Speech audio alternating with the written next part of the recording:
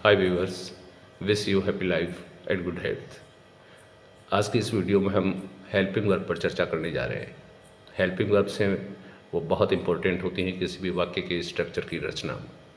किसी भी वाक्य की रचना में हेल्पिंग वर्ब का योगदान होता है, या हम ये कहें कि किसी वाक्य को पहचान हम सकते हैं हेल्पिंग वर्ब के सहायता से। मेन वर्ब से हम किसी वाक्य को पहचान नहीं सकते, क्योंकि मेन वर्ब बहुत से टेंसेज हैं, उनके अंदर मेन वर्ब सेम होती है।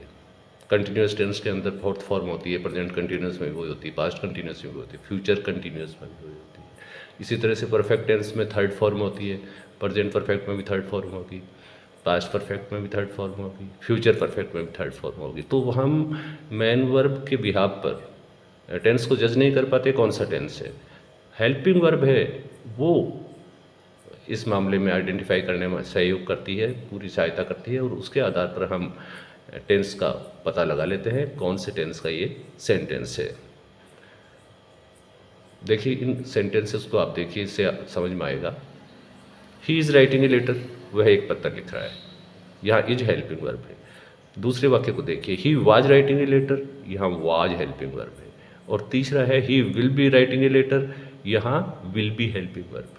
मेन वर्ब तीनों में सेम है, राइटिंग राइटिंग राइटिंग, लेकिन हेल्पिंग वर्ब अलग अलग होने से इनके अर्थ बदल गए। वाक्य का टेंस बदल गया, इसका अर्थ बदल गया। ये देखिए प्रेजेंट कंटिन्यूस टेंस का वाक्य है और इसका अर्थ होता है वह पत्र लिख रहा है। वाज लगते ये पास्ट कंटिन्यूस का बन गया और इसका अर्थ क्या हो गया, वह पत्र लिख रहा था। रात दिन का फर्क हो गया, वह पत्र लिख रहा है, वह पत्र लिख रहा था, भूत का हो गया, ये वर्तमान का था। और तीसरा सेंटेंस, थर्ड सेंटेंस आप देखिए, he will be writing a letter, वह पत्र लिख रहा होगा, भविष्य में लिख रहा होगा। तो हेल्पिंग वर्ब ने अर्थ बदल दिया, टेंस बदल दिया, मेन वर्ब जबकि सेम है।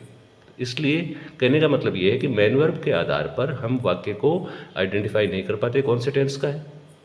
हेल्पिंग वर्ब इस मामले में हेल्प करती है, बल्कि वो ही मुख्य रोल अदा करती है किसी भी टेंस को पहचानने के लिए। आगे वाला दूसरा देखिए आप, सी कैन राइट ए लेटर, वह एक पत्र लिख सकती है, और सी शुड राइट ए लेटर, उसे एक पत्र लिखना चाहिए। रात दिन का फर्क हो गया दोनों के अर्थ में। इसमें लिख सकती है एबिलिटी बता रहा है, और ये वाक्य उसको सलाह सजेशन दे रहा है तो उसे पत्र लिखना चाहिए। ये किसने किया ये काम, कैन और शुड ने। ये जो मॉडल ऑक्सिलरी है इन्होंने ये काम कर दिया, जबकि मेन वर्ब तो राइट राइट दोनों में सेम है। तो इसलिए ऑक्सिलरी जो है या सहायक क्रियाएं हैं वो ही टेंस का निर्धारण करती हैं, डिटरमाइन करती हैं टेंस को कि कौन से टेंस का ये वाक्य है, और उसी आधार पर फिर हम उसकी ट्रांसलेशन कर पाते हैं। चलिए देखते हैं मेन मेन कौन सी हैं हेल्पिंग वर्ब्स। मुख्य हेल्पिंग वर्ब्स है वो ये है, दो प्रकार की हेल्पिंग वर्ब्स होती है, एक तो मेन ऑक्सिलरीज, प्रिंसिपल ऑक्सिलरीज, और एक होती है मॉडल ऑक्सिलरीज। प्रिंसिपल ऑक्सिलरीज में देखिए do does did, is are am, was were been, has have और हैड, और विल और shall. Do does present tense में काम आती है, डिड पास्ट सिंपल में काम आती है, is are am present continuous में काम में आती है, वाज वर ये उसमें पास्ट कंटिन्यूस में काम आती है, बीन परफेक्ट टेंस में काम आती है, हैज हैव ये परफेक्ट टेंस प्रेजेंट परफेक्ट में, और हैड ये पास्ट परफेक्ट में, और विल और शैल ये फ्यूचर की हेल्पिंग वर्ब्स हैं। इसी तरह से ये मॉडल ऑक्सिलरीज हैं जो हमारे मूड को बताने में, हमारी इच्छा को कोई बताने में वाले वाक्यों में हम काम में लेते हैं। इनमें आती है can, may, could, might, should, would, must, ought, dare, need not.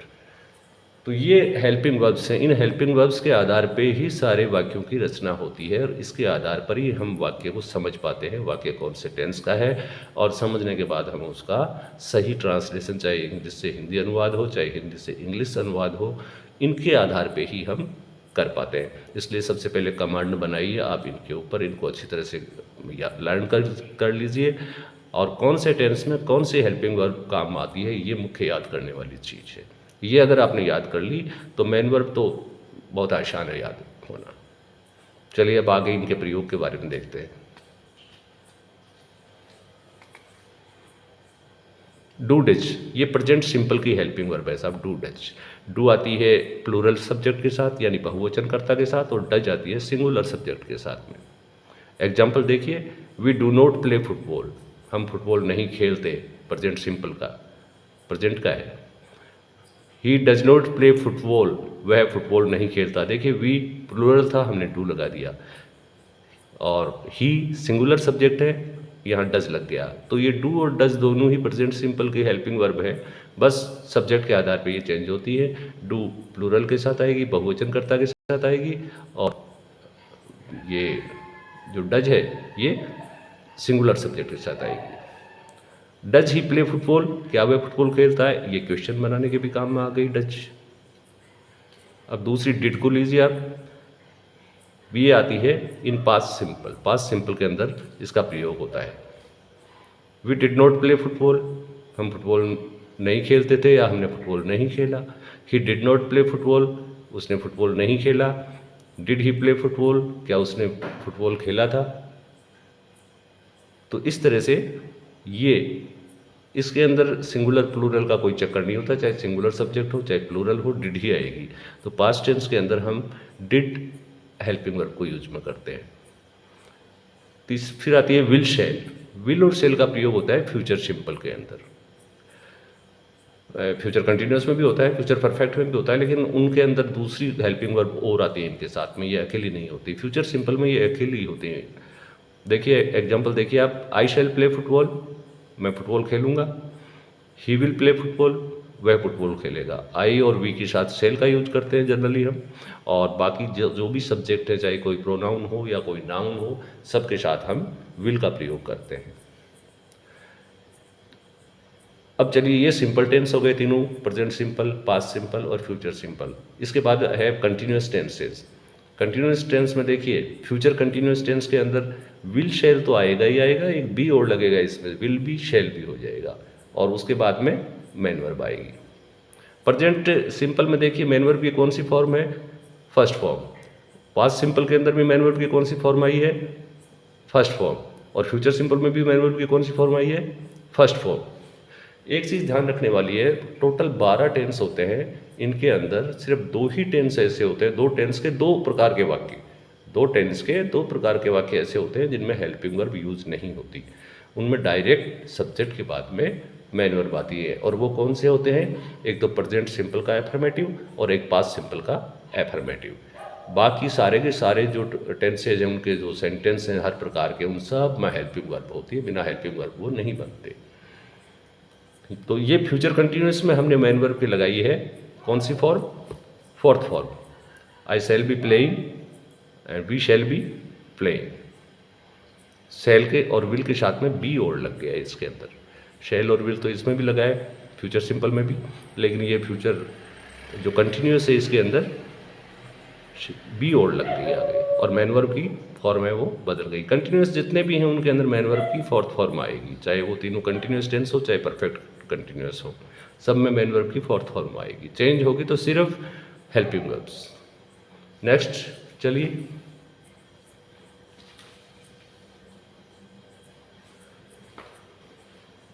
Present continuous, future continuous का हमने देख लिया। प्रेजेंट कंटिन्यूस के अंदर इज आर एम का प्रयोग होता है। इज आर एम जो हेल्पिंग वर्ब है वो प्रेजेंट कंटिन्यूस में काम में आती है।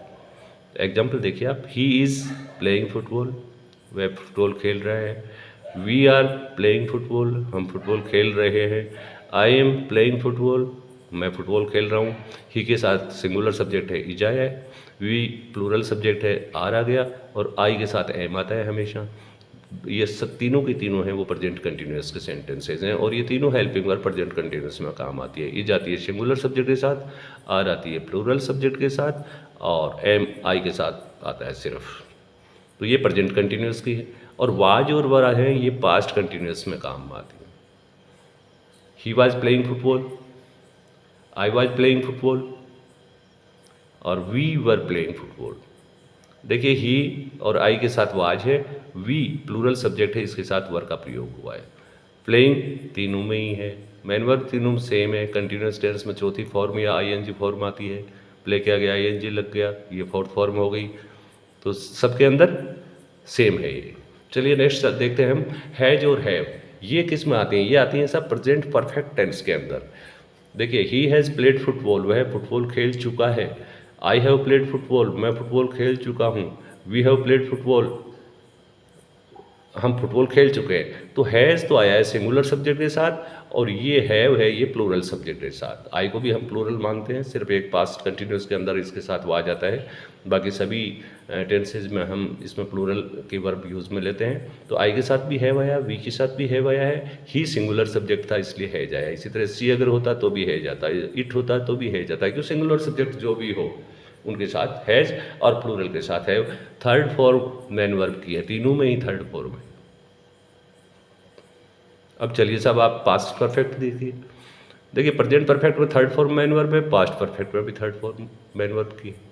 तो दोनों में फ़र्क कौन कर रहा है? ये करेगा साहब हेल्पिंग वर्ब। इसमें हैज और हैव का प्रयोग हुआ था, हैज और हैव का, और यहाँ हैड का प्रयोग हो रहा है। इससे हम पहचान जाएंगे कि ये पास्ट परफेक्ट का है, ये प्रेजेंट परफेक्ट का है। ये हेल्पिंग वर्ब बता रही है, ये तो सेम है।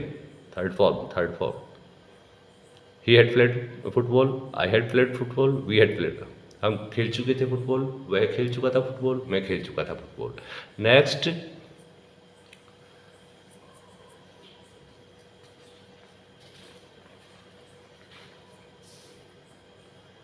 विल शेल हैव, ये फ्यूचर परफेक्ट की, इसमें हैव और विल और शेल के साथ में हैव। फ्यूचर में देखिए विल शेल सभी में आता है, इसके साथ में दूसरी कंटिन्यूस में बी लग जाता है, और परफेक्ट के अंदर हैव लग जाता है साथ में। ही विल हैव प्लेड फुटबॉल, वह फुटबॉल खेल चुका होगा। आई शैल हैव प्लेड फुटबॉल, मैं फुटबॉल खेल चुका होगा। वही नियम है, आई और वी के साथ शैल, और सिंगुलर सब्जेक्ट बाकी सारे सब्जेक्ट जितने भी हैं उनके साथ में विल का प्रयोग होता है।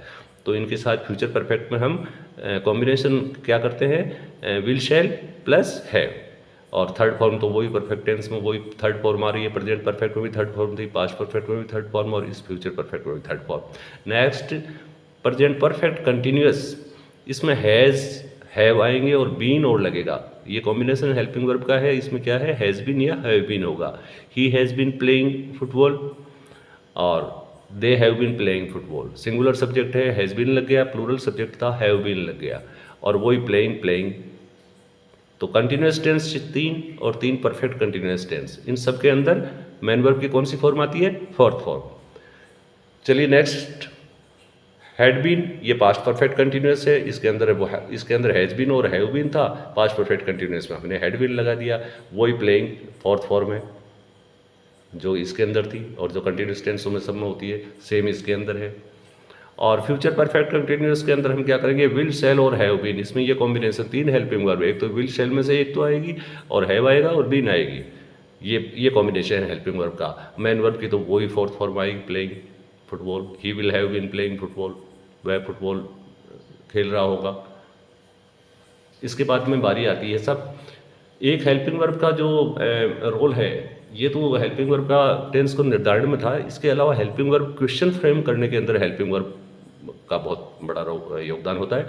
यस नो टाइप जो क्वेश्चन होते हैं उनके वो हेल्पिंग वर्ब से ही फ्रेम होते हैं। हेल्पिंग वर्ब को हम सब्जेक्ट से पहले रखते हैं तो वो क्वेश्चन बन जाते हैं। ये देखिए, डू यू नो इंग्लिश, क्या तुम इंग्लिश जानते हो। डज सी प्ले हॉकी, क्या वह हॉकी खेलती है। डिड सी कुक फूड, क्या उसने खाना पकाया। तो ये जो हेल्पिंग वर्ब हमने शुरू में रख दी, शुरू में रखते ये क्या बन गए, क्वेश्चन बन गए। तो एक ये हेल्पिंग वर्ब का जो रोल है वो ये है कि सब्जेक्ट से पहले हेल्पिंग वर्ब को रखते हैं तो वो क्या होता है, फिर क्वेश्चन बन जाता है।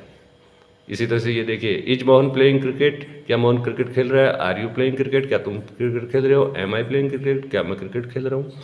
मतलब कोई भी हेल्पिंग वर्ब को आप सब्जेक्ट से पहले रख दो वो यस नो टाइप क्वेश्चन बन जाएगा।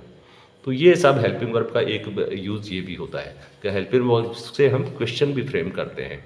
एक जो डेस्क्रिप्टिव सेंटेंस होते हैं, देखिए सेंटेंस दो प्रकार के होते हैं, एक होता है डेस्क्रिप्टिव, एक होता है फंक्शनल। फंक्शनल वाक्य तो वो होते हैं जिनमें कोई क्रिया होती है, कोई काम होता है, और डेस्क्रिप्टिव में सिर्फ वर्णन होता है किसी चीज़ का, उसकी स्थिति का वर्णन होता है। जैसे देखिए आप, डेस्क्रिप्टिव जो सेंटेंस होते हैं उनके अंदर ये हेल्पिंग वर्ब है, ये ही मेन वर्ब का काम करती है, उसमें मेन वर्ब नहीं होती। Ram is a good boy, Ram एक अच्छा लड़का है, ये डेस्क्रिप्टिव है, इसमें कोई क्रिया नहीं हो रही है साहब, ये तो वर्णन है राम के बारे में, राम कैसा लड़का है। Ram is a good boy, तो इज हेल्पिंग वर्ब है लेकिन यहाँ मेन वर्ब का काम कर रहा है।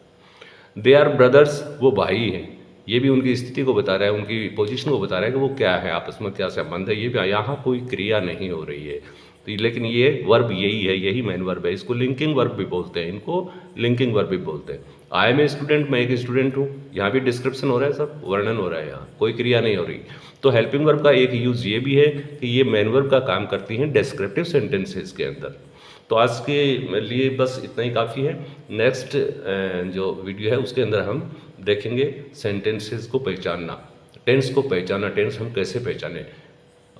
ये वीडियो अगर आपको अच्छा लगा हो तो इसे लाइक ज़रूर कर देना और सब्सक्राइब भी करना। Thank you.